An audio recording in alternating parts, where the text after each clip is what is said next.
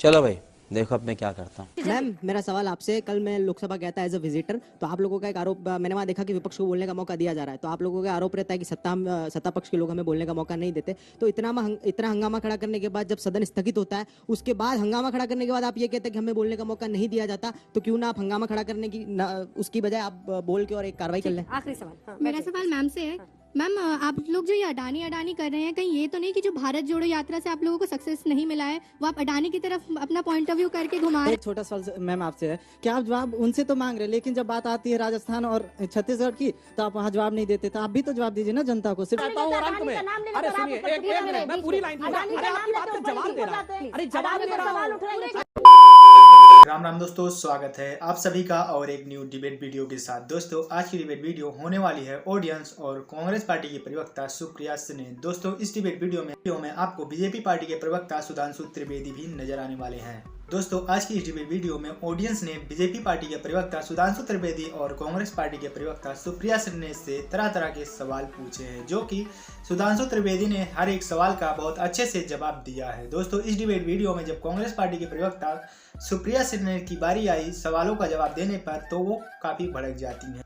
Audience पर ही भड़क कर उल्टा ऑडियंस से ही सवाल पूछने लगती हैं। ऑडियंस के सवालों का न जवाब देते हुए उल्टा ही ऑडियंस से वो सवाल पूछने लगती हैं। इसी पर ऑडियंस ने सुप्रिया सिन्हा का जमकर क्लास लगाया है। दोस्तों आज की डिबेट वीडियो बहुत कमाल की होने वाली, तो आपसे अनुरोध है कि वीडियो में लास्ट तक बने रहें। दोस्तों चैनल पर पहली बार आए हैं तो चैनल को सब्सक्राइब कर लीजिए, क्योंकि आप लोग चैनल को सब्सक्राइब नहीं कर रहे हैं। आपसे एक ही रिक्वेस्ट है कि आप चैनल को सब्सक्राइब कर लीजिए, क्योंकि इस चैनल पर ऐसी इंटरेस्टिंग डिबेट आपको देखने को मिलने वाली है। तो आपसे एक ही रिक्वेस्ट है कि चैनल को सब्सक्राइब कर लीजिए।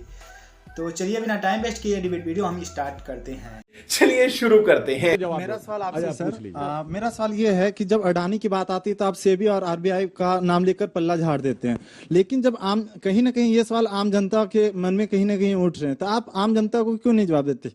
एक छोटा सवाल मैम आपसे है कि आप जवाब उनसे तो मांग रहे हैं, लेकिन जब बात आती है राजस्थान और छत्तीसगढ़ की तो आप वहाँ जवाब नहीं देते, तो आप भी तो जवाब दीजिए ना जनता को। सिर्फ ठीक बिल्कुल। हमारा सवाल मैम से, आप जांच की बात करते हैं और बोलते हैं कि अडानी भ्रष्टाचारी है, तो लेकिन राजस्थान की सरकार 1600 हेक्टेयर लैंड सोलर पावर के लिए, उसमें भी पूछे थे सवाल, वही सवाल उन्होंने पूछा, उन्होंने भी यही सवाल। और छत्तीसगढ़ की सरकार माइनिंग के लिए, और MVA महाविकास अघाड़ी की सरकार दिघी पोर्ट देती है, तो उसकी भी तो जांच होनी चाहिए ना। इसकी भी तो आज आवाज आप लोग उठाएंगे। सर आपने बोला कि मोदी जी ईस्ट और west, Modi ji is the best. अब अगर भाजपा इतनी दूध की धुली है तो एक JPC इन्वेस्टिगेशन से क्यों कतरा रही है। मैम मेरा क्वेश्चन आपसे था कि आपने बोला कि LIC 80 करोड़ से 36 करोड़ पे आ गई, SBI ने 42 करोड़ रुपए अडानी को दे दिए, तो इससे हम आम जनता को क्या फर्क है। हमारी LIC पूरी हो रही है, हमें अपना पैसा मिल जा रहा है, SBI में हमारा पैसा है, तो हमें आम जनता को क्या मतलब इससे। मेरा सवाल सर आपसे है, आपने कहा कि इनकी सरकार ने भारत का अपमान किया, पर आपने तो भारतवासियों के भरोसे का अपमान किया, उसका क्या। फिर आपने पूछा कि LIC का लाभ किस किस को मिल रहा है, आपने किसी से ये पूछा कि आयुष्मान योजना का लाभ किसको मिला है, क्या किसी में से मिला आयुष्मान योजना का लाभ। तो गरीबों के लिए है जो सर मिलता ही नहीं, वो तो लकी ड्रॉ बन के रह गया है, जो लकी होगा सिर्फ उसे मिलेगा।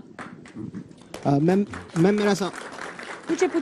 मेरा सवाल आपसे, कल मैं लोकसभा गया था एज अ विजिटर, तो आप लोगों का एक आरोप, मैंने वहाँ देखा कि विपक्ष को बोलने का मौका दिया जा रहा है, तो आप लोगों का आरोप रहता है कि सत्ता पक्ष के लोग हमें बोलने का मौका नहीं देते। तो इतना हंगामा खड़ा करने के बाद जब सदन स्थगित होता है, उसके बाद हंगामा खड़ा करने के बाद आप ये कहते हैं कि हमें बोलने का मौका नहीं दिया जाता, तो क्यों ना आप हंगामा खड़ा करने की उसकी बजाय आप बोल के और एक कार्रवाई कर लें। आखिरी सवाल। मेरा सवाल मैम से है।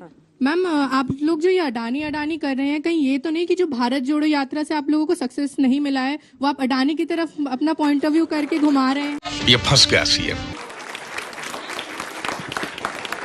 आज आप पहली मिली हैं जिनको लग रहा है कि भारत जोड़ो यात्रा से हमें सक्सेस नहीं मिला है।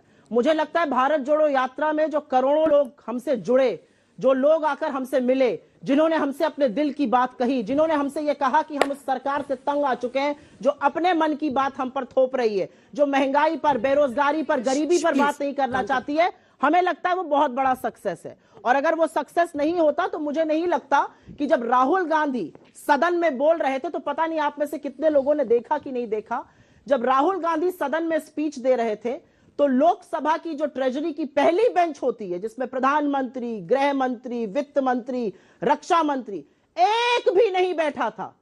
सारे वरिष्ठ लोग वहां पर नहीं थे। क्यों नहीं थे? क्या अडानी का नाम सुन के आप इतना सकपका जाते हैं, सकते में आ जाते हैं? और मुझसे एक सवाल, एक मिनट, मुझसे एक सवाल यहां पर यह पूछा गया कि सारे आप हंगामा क्यों करते हैं? हंगामा करना हमारा मकसद नहीं है। हमें लगता है कि देश की जनता का मुद्दा जब नहीं उठाने दिया जाएगा और अगर उसके लिए शोर शराबा भी करना पड़ेगा तो हम करेंगे और इस सरकार को मजबूर करेंगे कि जवाब दे। प्रधानमंत्री ने अमृतकाल का एक ऐसा पट्टी पढ़ाई कल लोकसभा और राज्यसभा में कि लग रहा है कि कुछ गलत ही नहीं है, कोई बेरोजगारी नहीं है, कोई महंगाई नहीं है, कोई गरीबी नहीं है। 1% लोगों के पास 40% पैसा। सुप्रिया जी आप लगातार बोल रहे हैं। भाई मुझसे सवाल नहीं, ठीक है, उनसे भी कई प्रश्न बहुत सारे सवाल थे। देखिए, जो इन्होंने अपना पहला वक्तव्य दिया उसके पहले सेंटेंस से कहता हूं, इन्होंने कहा डिफेंस के सारे प्रोजेक्ट्स इनके हिसाब से अडानी को मिल रहे हैं, जबकि फैक्ट ये नहीं है, डिफेंस के तमाम बड़ी बड़ी कंपनियों को मिले हैं। मगर यहीं पे सारा क्रक्स है। हमारा देश चंद्रयान बना सकता था पर फाइटर प्लेन नहीं। हमारा देश इंटरकॉन्टिनेंटल बैलिस्टिक मिसाइल बना सकता था पर एसॉल्ट राइफल नहीं बना सकता था। क्या ये बात तर्कसंगत लगती है? यही बात थी, बना सकता था पर बनाया नहीं गया ताकि मिसाइल के एसॉल्ट राइफल और जहाज खरीदे जाते रहें और उसके साथ जो चल रहा था वो चलता रहे। भारत पहली बार आत्मनिर्भर हुआ है, अब एसॉल्ट राइफल भी बन रहे हैं, एयरबेस हमारी पहली बार फाइटर प्लेन भी बन रहा है और ब्रह्मोस मिसाइल को हम एक्सपोर्ट करने की स्थिति में आ गए। कहीं वो दर्द तो नहीं है कि अब डिफेंस के लिए कैसे जो हमने पिछले डीलिंग की थी अब वो सारी खटाई में पड़ती जा रही है। और दूसरी बात इन्होंने बात कही चीन की, तो मैं याद दिलाना चाहता हूं, अरे भाई हम आपसे बताते हैं, अरे भाई इसमें पानी पीने की क्या बात? सुनिए, अशोक गहलोत के साथ भी प्लीज दिखा दीजिए। हाँ वो भी बता रहा हूं, अब बता रहा हूं, सुनिए तो सुनिए, 60,000 करोड़ अंदर किए हैं भाई, वो भी तो दिखाइए। चलिए अब मैं बताता हूं। मैं एक और बात कहना चाहता हूं, जब हम लोगों की सरकार आई पहली बार 98 में, तो हम लोगों पे यह आशंका थी कि हम स्वदेशी वाले हैं, विदेशी कंपनियों पे आक्रमण करेंगे, ठीक है। मगर आपने देखा है किसी विदेशी कंपनी के प्रति कभी कोई अटैक किया हो तो बताइए।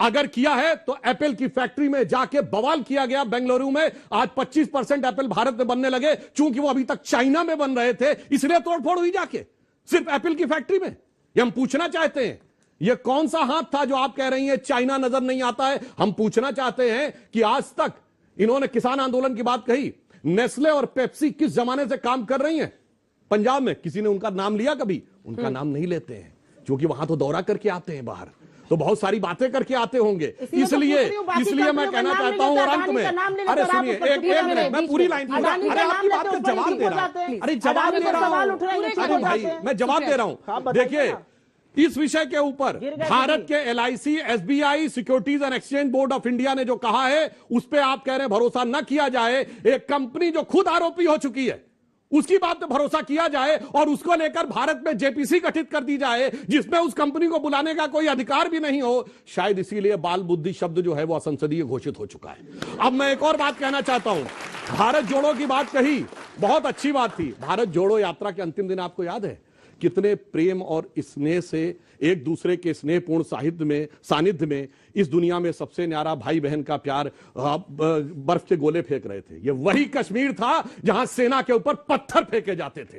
ये वही कश्मीर था जहां के ऊपर पाकिस्तान जिंदाबाद के नारे। और अगर तुम लोग नए हो तो सब्सक्राइब करो, वो जो लाल वाला बटन है उस पर फूट फेंक के मारो या फिर मोमबत्ती, मुझे नहीं पता, बस क्लिक हो जाना चाहिए। दोस्तों आज की डिबेट वीडियो बस यहीं तक। अगर आप यहाँ तक ये डिबेट वीडियो देख रहे हैं तो हमें उम्मीद है कि ये डिबेट वीडियो आपको पसंद आई होगी। दोस्तों अगर ये डिबेट वीडियो आपको पसंद आई हो तो आपका इस डिबेट वीडियो में क्या ओपिनियन है हमें कमेंट बॉक्स में जरूर बताएं। जिस तरह सुप्रिया सुनेत और सुधांशु त्रिवेदी में बहस देखने को मिली आपको, शायद ही आपने ऐसा कभी डिबेट देखा होगा। इसी बीच में ऑडियंस भी सुप्रिया का ग्लास लगाते हुए आपको इस डिबेट वीडियो में नजर आई हो। आई होप ये डिबेट वीडियो आपको पसंद आई होगी। दोस्तों अगर ये डिबेट वीडियो आपको पसंद आई है तो आपसे एक छोटा सा रिक्वेस्ट है कि वीडियो को लाइक एंड चैनल को सब्सक्राइब करके बेल आइकन को ऑल पे कर दीजिए ताकि हमारी डिबेट वीडियो का नोटिफिकेशन आप तक जरूर पहुंचे। चलिए फिर मिलते हैं किसी नेक्स्ट वीडियो के साथ, तब तक के लिए जय हिंद जय भारत।